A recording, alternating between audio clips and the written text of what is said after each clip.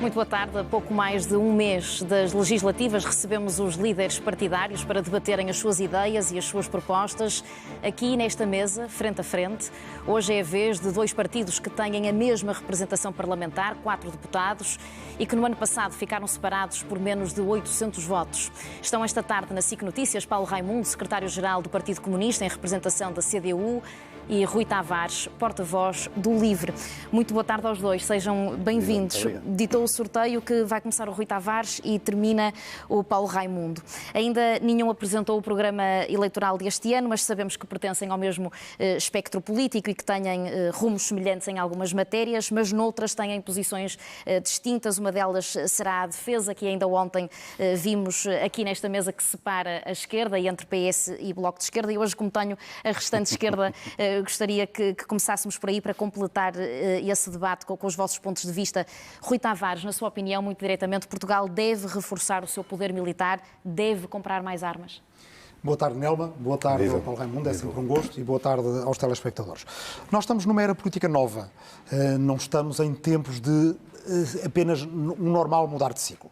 Estamos a transitar por um mundo que é de multipolaridade, em que certamente os Estados Unidos continuarão a ser uma potência e a China é uma potência emergente, em que a Rússia, embora não tenha o poder económico destes dois países que citei antes, é uma potência militar, em que a Índia será uma potência demográfica e em que a grande escolha se coloca à Europa, que essa Europa tem uma palavra a dizer neste futuro ou se a Europa se divide.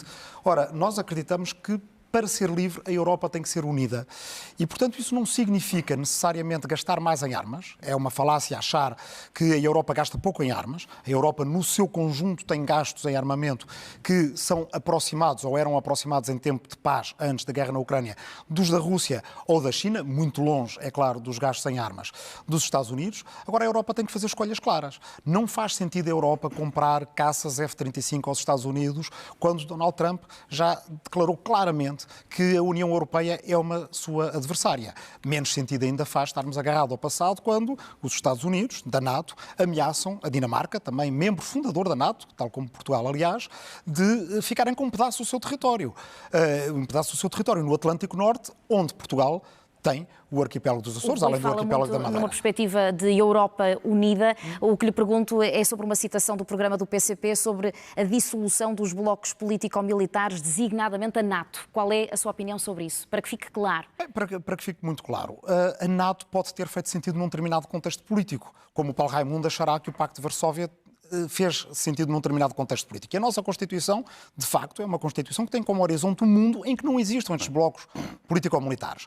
A União Europeia não é um bloco militar. A União Europeia é uma integração de Estados-nação, em boa medida é a salvação para os Estados médios e pequenos da Europa, porque, sejamos muito claros, só há dois tipos de países na Europa. São os países que são pequenos e os países que ainda não perceberam que são pequenos. Mas uma Alemanha comparada com uma Índia será sempre um país pequeno. Mas fim da NATO, sim ou não, Rui Tavares? Fim da NATO. Eu creio que, neste momento, quem é que ainda acredita na NATO? Quer dizer, quando Donald Trump diz o que diz acerca de não aplicar o artigo 5º, de não vir em socorro dos aliados da NATO e de não sabermos se esse artigo 5º, que é basicamente a coluna vertebral da NATO, tem efetividade ou não, eu creio que a escolha é muito clara. É construir uma comunidade europeia da defesa que possa defender a Europa e substituir-se à NATO se for necessário. No plano de Bruxelas, a proposta de investimento em defesa é de 1,5% do PIB, mas na Cimeira da NATO em junho tudo indica que vai ser um compromisso bem mais ambicioso. O choque para Portugal vai, por isso, ser grande, mesmo com a disponibilização de verbas e de empréstimos.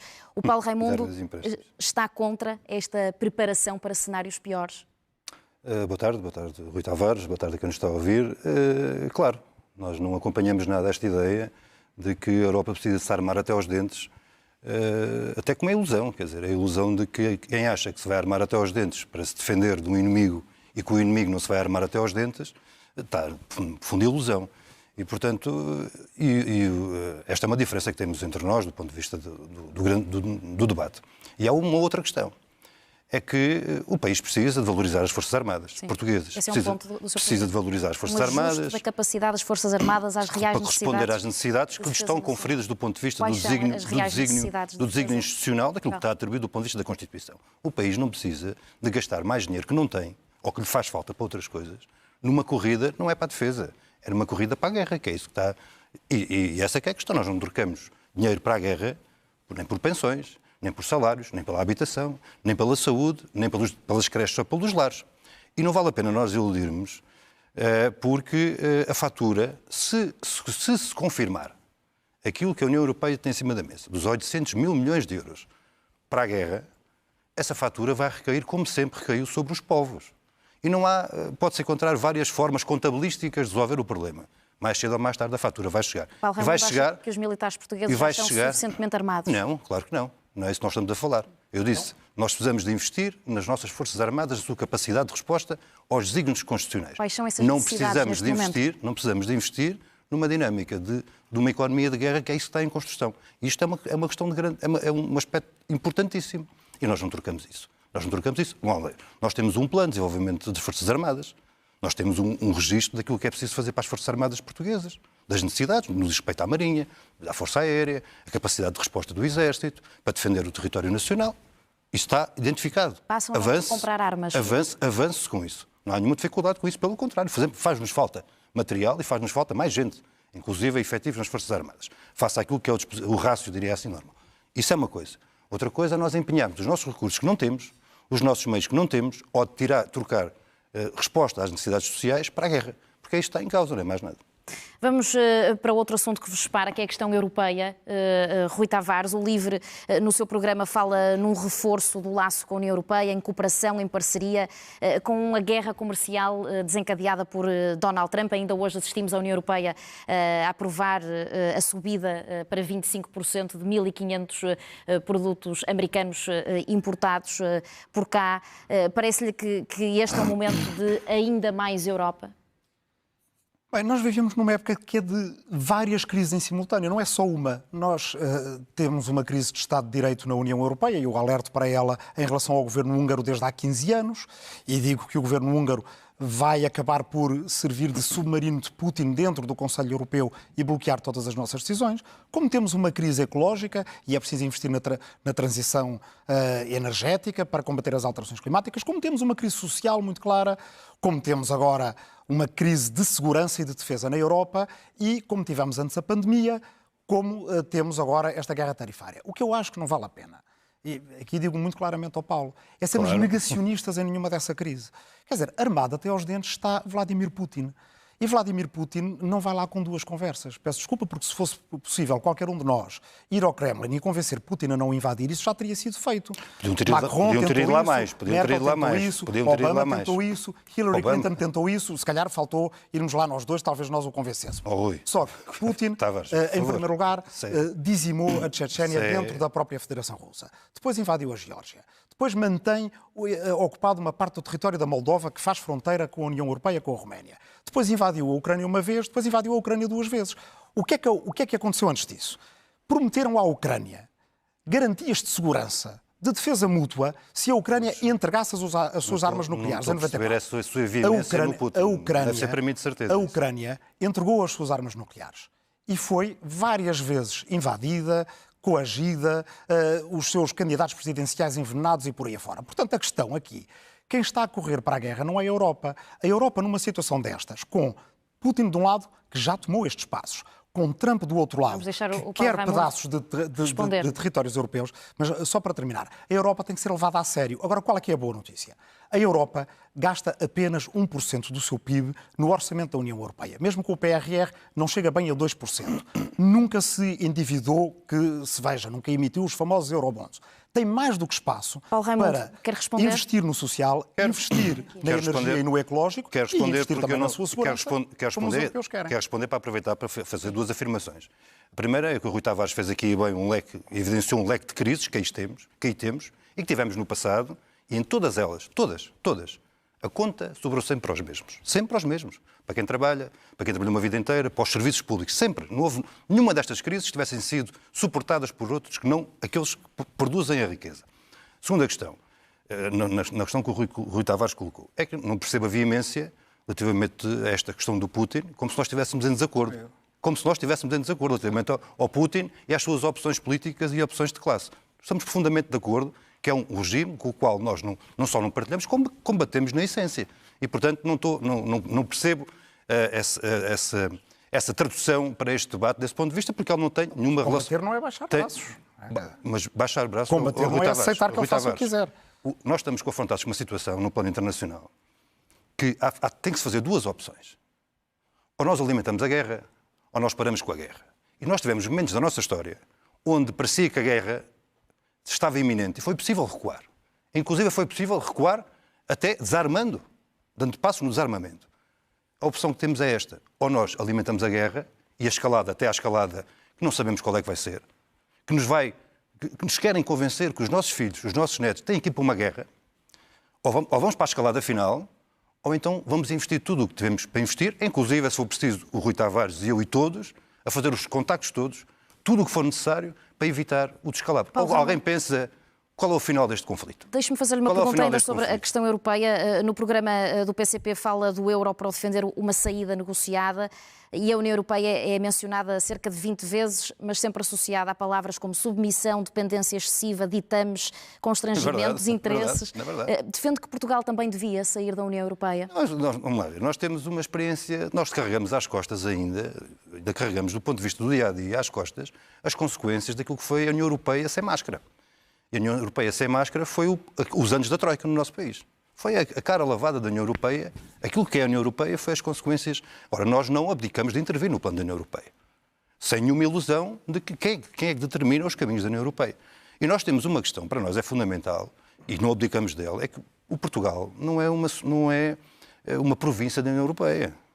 Portugal não é um apêndice da NATO nem dos Estados Unidos. Portugal é um país soberano. Mas deve ficar na União Europeia, então. Um país soberano que tem uma coisa que se chama Constituição da República Portuguesa, e é esse o grande guia da ação para o nosso próprio rumo de desenvolvimento. Falou do problema das tarifas, e das tarifas do Trump e da guerra comercial. Mais uma guerra, ou alimentamos ou desanuviamos. E qual é a questão que nós precisamos responder? Qual é os desafios que temos para responder? É aumentar a nossa produção, é diversificar as nossas relações comerciais e é aumentar o nosso mercado interno, que não resolve tudo, mas é uma parte importante porque é o que alimenta mais de 80% das empresas. E a única forma de alimentar o nosso mercado interno é a questão central de sempre, que temos posto sempre, que é o aumento dos salários. Ficando na União Europeia? É um processo, vamos a ver, nós não é um ato de saída extemporâneo, isso nunca colocámos essa questão. Muito bem. Não abdicamos de intervir nela, isso é uma evidência, sem nenhuma ilusão. Sim. Vamos passar para rendimentos e para impostos. Ambos defendem uma melhor redistribuição da riqueza, disponibilizando mais para quem ganha menos, taxando mais os mais ricos. Mas gostava de vos ouvir sobre propostas concretas. Rui Tavares, queria ouvi-lo sobre uma medida que já apresentou no ano passado, a herança social, mas que esta semana tem dado mais que falar. O LIVRE quer, quando um bebê nascer em Portugal, abrir-lhe uma conta de 5 mil euros, a que pode aceder aos 18 anos, para que fique claro, porque penso que ontem no debate com André Ventura não terá ficado, a única condição para aceder a esse valor é nascer num hospital português? Repare, a taxação e a redistribuição de rendimentos são elementos absolutamente essenciais, até no plano que temos estado a falar. Porque também aí a Europa faz a diferença. Nós, se estivéssemos fora da União Europeia, neste momento a nossa tarifa, se aplicarmos a mesma fórmula que Donald Trump decidiu aplicar ao mundo, a tarifa adicional não era de 20%, era de 26%. Outros países europeus teriam que pagar 34%, 35% ou por aí afora. Também é verdade que temos mercados para os quais exportamos, que são dentro da União Europeia, que vão precisamente fazer essa compensação em relação ao nosso vinho, ao nosso azeite, à nossa cortiça, moldes, têxtil, sapatos, que é preciso fazer para divergir exportações a partir dos Estados Unidos. E depois, vamos ver o que entretanto, diz o Governo. Muito provavelmente, o próximo Parlamento vai ter de começar por pensar num orçamento retificativo, porque se a Espanha aqui ao lado investe 14 mil milhões para se proteger contra a guerra tarifária, isso significa que Portugal, para acompanhar, teria que investir entre 2 mil a 3 mil milhões ao longo de vários anos.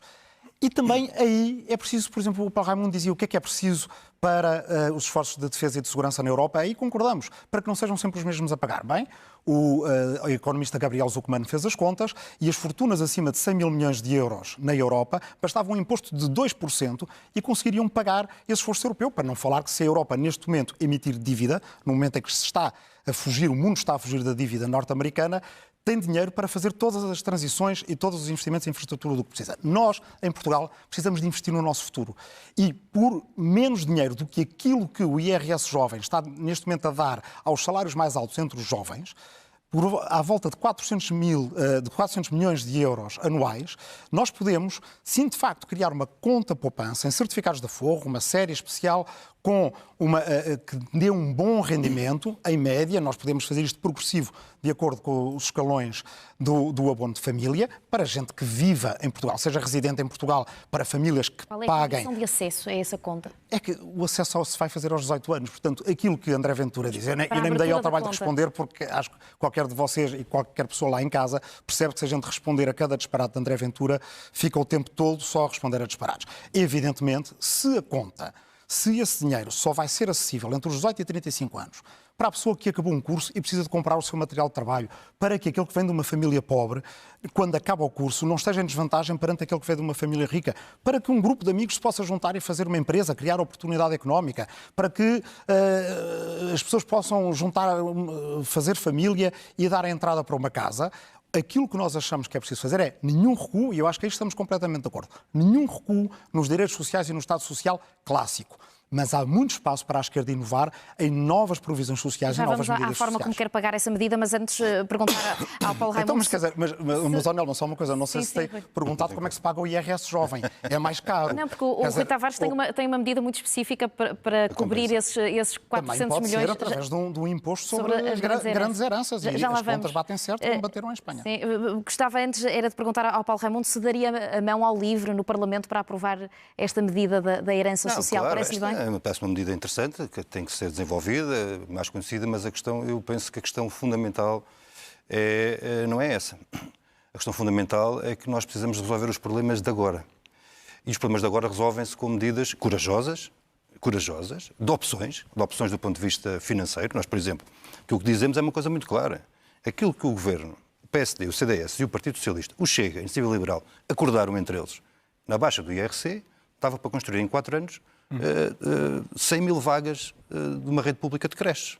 É uma opção. Isso estamos contra. É uma opção. E, portanto, são estas medidas de coragem e de clareza que é preciso tomar. A outra, nós precisamos de aumentar as condições dos abonos de família, das crianças, para responder aos problemas agora. E nós aumentamos, com a majoração nas famílias monoparentais. Precisamos tomar estas medidas de forma corajosa. E isso é que na sua conjugação, é que resolve os problemas de agora, que é isso que é preciso responder. Nós temos problemas de grande dimensão do ponto de vista social.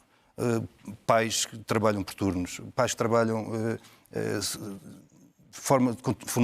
de trabalho laboral de forma contínua, com horários completamente desregulados, vidas completamente precarizadas, que não têm tempo nem condições e muitas vezes têm que trabalhar 2 e 3 empregos para aguentar a vida difícil e às vezes sem tempo para olharem para a sua maior riqueza, que são os seus filhos, as suas crianças. E nós também precisamos atacar isto. Isso ataca-se garantindo o máximo de estabilidade possível à vida muito instável das pessoas. Isso é com creches, isso é com apoios sociais, isso é com investimento nas crianças, porque elas, de facto, são o presente e são o futuro do nosso país. E com impostos, porque o Paulo Raimundo também, no programa do PCP, defende uma mudança da progressão da tabela do IRS. Neste momento, a taxa mais baixa é de 13%, a mais alta é de 48%, dividindo em 9 escalões, progredindo entre esses escalões. O que é que mudava nesta tabela? Olha, no fundo, é torná-la mais justa. Essa é uma questão, mas eu acho que, apesar de tudo, há uma outra proposta que temos do ponto de vista fiscal, que vale a pena sublinhá-la agora, neste momento. Que é, olha, nem de propósito, nós ainda andamos a carregar às costas os efeitos da Troika no nosso país. E há vários efeitos da Troika no nosso país ainda. Há um deles que é o IVA na eletricidade, nas telecomunicações e no gás, ainda está a 23%. Ora, nós precisamos de resolver este problema de uma vez por todas. Ora, e trazer estas taxas máximas de IVA do consumo para as taxas mínimas de 6%. Um exemplo concreto, que eu não quero abusar dele, mas tenho que o utilizar, que é isto na vida de quem tem que carregar uma botija de gás às costas, na prática, traduzia-se logo, de imediato, em menos 5 ou 6 euros de poupança, de imediato, esta nossa proposta. E nós temos que olhar para este conjunto de questões, no fundo, com que ideia? De responder à vida das pessoas, que a vida das pessoas é o que importa. E se nós não respondemos à vida das pessoas, nós podemos tratar das questões macro, que são importantes, mas não podemos passar ao lado das respostas concretas para a vida das pessoas.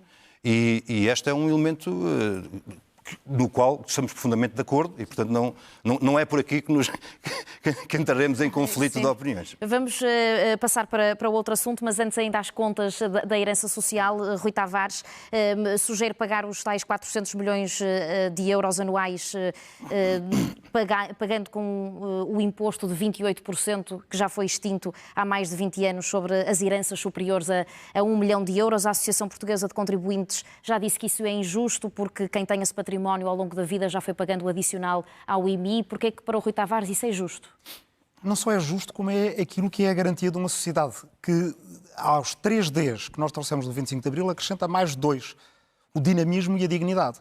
Para nós termos dinamismo, é preciso que as pessoas, em momentos essenciais da sua vida, e nomeadamente na entrada na vida adulta, tenham a possibilidade de criar oportunidade económica, inclusive para si mesmos, de tomar as suas decisões. Quer dizer, eu pergunto se é justo neste país se 2 jovens, vamos dizer, vêm do Conservatório de Braga. São os 2 talentosos, os 2 podem trazer muito à cultura portuguesa e ter uma profissão de alto rendimento no mundo. Mas um é pobre, acaba o seu curso, não pode comprar um instrumento musical com que pode fazer a sua carreira, e outro é rico e pode comprar. Com que é que Portugal ganha mais? Com que é que todos nós, inclusive aquele que vem da família rica, ganha mais, se não é com uma distribuição que permita às pessoas criarem essa oportunidade económica e se ingrarem na vida? Novas formas de fazer funcionar o elevador social. E, digo francamente, esse imposto sobre heranças é o mesmo que existe em Espanha. E parece-me de uma enorme injustiça que ninguém faça essas mesmas perguntas quando Portugal prescinde de recursos, por exemplo, no IRS jovem, em que estamos a beneficiar já aqueles que têm os salários mais altos. É por isso que eu digo, o Paulo dizia isto ainda agora, o Paulo Raimundo, eu voto, e ainda ontem isso foi lembrado, 96% das mesmas medidas do PCP, e acho que ninguém critica que votemos do mesmo lado nos direitos dos trabalhadores, ou nos direitos sociais, ou no direito das famílias que têm menos rendimentos. Aqui a nossa diferença tem a ver com a consequência nas convergências à esquerda, com a capacidade de fazer de maneira talvez mais inovadora, aprovar o programa 3C, Casa, Conforto e Clima, que também inclui os vales de eficiência, precisamente para famílias que precisam de ter uma ajuda para ter mais conforto em casa, e que também... E também a outra grande diferença é esta questão europeia, que faz toda a diferença quando se trata, por exemplo, de juntar recursos. Porque há bocadinho aquilo que o Paulo dizia sobre rearmamento, terminarei, se estivéssemos de fora, se calhar 2 submarinos não chegavam para o Mar dos Açores. Precisávamos de 4 ou 6 e íamos gastar muito convergem mais. A vários pontos. Nós estivéssemos à espera desses apoios que nunca chegam. Na habitação, desde logo... Todos os dias fazemos manobras em conjunto. Desde logo a mobilização do património público para fins habitacionais. No programa do PCP apresenta a ideia de criar um regime especial de proteção dos inquilinos, que sobressai o limite às rendas. Como é que se propõe que isto se aplique, Paulo Raimundo? Olha, há uma questão que está relacionada com essa pergunta que me está a fazer, que é o drama, hoje um dos principais dramas. Há 2 dramas fundamentais hoje na sociedade portuguesa: o acesso à habitação e o acesso à saúde. São 2 questões fundamentais que é preciso responder. É para isso que nós cá estamos, com propostas e com soluções e com força para dar resposta a isso. Mas a questão fundamental é estabilidade. Estabilidade de quem? Uma pessoa, um jovem, tenho dado este exemplo, mas os jovens são os principais visados, os jovens e as mulheres, dos baixos salários e da pressão. São 774 euros líquidos, que é o valor líquido do salário mínimo nacional, que é isso com que muita gente tem que fazer a sua vida. Muitas vezes com contratos de um mês, às vezes ao dia, mas de um mês, 3 meses, 6 meses. Qual é a estabilidade que esta pessoa pode ter? E se associarmos a isso a instabilidade das rendas e dos contratos de arrendamento, essa é juntar a fome com a vontade de comer, se me permitem a expressão. Portanto, a nossa proposta no fundamental é o quê? É dar garantias e prolongar os contratos de arrendamento o mais possível para dar essa estabilidade desse ponto de vista. Estabilidade no tempo e estabilidade no valor da renda. Porque nós podemos ter todas as casas, mas se não tivermos casas que as pessoas possam alugar ou comprar, não vale a pena. Não vale a pena. E só se resolve de 2 maneiras: elevando as condições materiais, os salários, as pensões, os rendimentos, e simultaneamente medidas que travem o aumento da especulação. Depois há outra dimensão, é que nós precisamos de olhar para uma casa hoje, é uma vida. Uma casa é uma vida. E basta nós pensarmos como é que é a vida de cada um de nós, sem ter direito a um teto, para tentar imaginar como é que cada um fazia. E a realidade de hoje é essa. Nós temos a gente empurrada para fora das suas casas, não têm condições de pagar, gente a fazer muitos sacrifícios para aguentar as suas prestações, que têm vindo a baixar, mas baixam sempre menos do que aquilo que era necessário e muito mais lento do que aquilo que aumentou. Sobre o limite às rendas. E nós temos que chamar um dos principais responsáveis por isto tudo à mesa, que é a banca. A banca. Portanto, a banca tem que vir a esta discussão e tem que ser chamada a contribuir para resolver este problema, coisa que não tem feito. A banca teve qualquer coisa em 2024, no seu conjunto, 6,3 mil milhões de euros de lucros em 2024. E estava para construir cerca de 140 mil casas, é só estes lucros. Dava para resolver o problema de todos os estudantes do ensino superior nas suas propinas durante 25 anos. Então isto é possível isto continuar assim? É possível isto continuar assim? Não é possível. E a questão dos tetos para as rendas é exatamente essa. É criar condições que permitam que, de uma vez por todas, haja casas que as pessoas consigam alugar para poder viver, que essa que é a grande questão.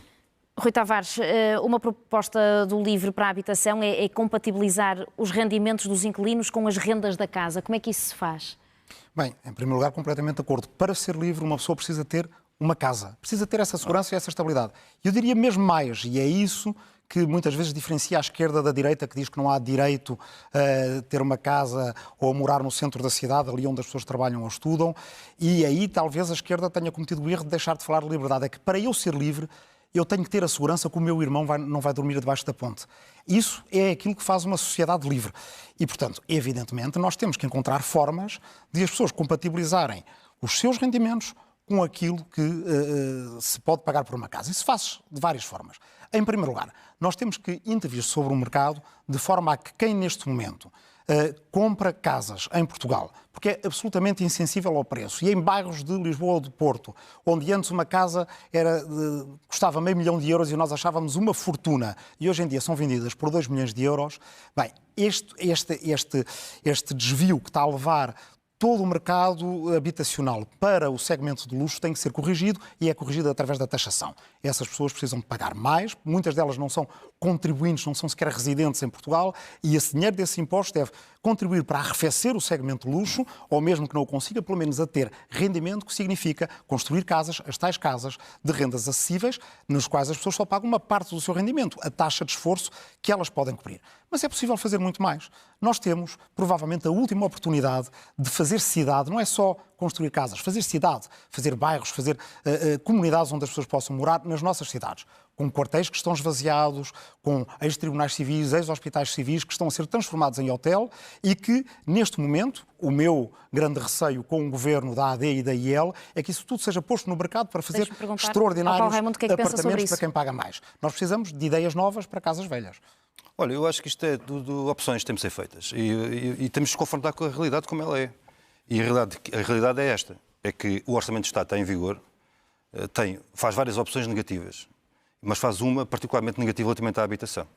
É que dá, não há outra expressão, dá 1.700 milhões de euros em benefícios fiscais aos não residentes. Ora, como é que é possível nós queremos controlar, contribuir para combater a especulação e damos 1.700 milhões de euros em benefícios para aqueles que não residem cá, mas que fazem da aquisição das casas um belo negócio?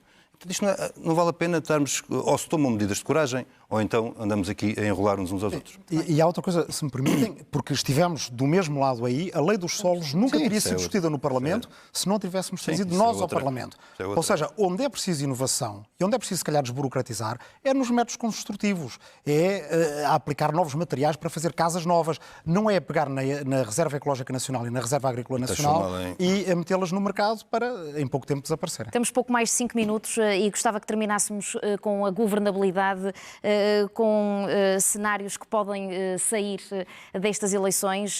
Rui Tavares, o LIVRE, poderá reforçar a sua posição no Parlamento, mas ontem, de acordo com as sondagens, mas ontem ouvimos o apelo do líder do Partido Socialista para os votos da esquerda serem concentrados nele, para que fique em primeiro lugar. Teme que esse apelo ao voto útil seja correspondido e, por isso, seja uma ameaça para o LIVRE, que conta também com o seu crescimento no campo do PS? Não temo absolutamente nada, porque acho que nós temos que falar às pessoas como adultos inteligentes que as pessoas são.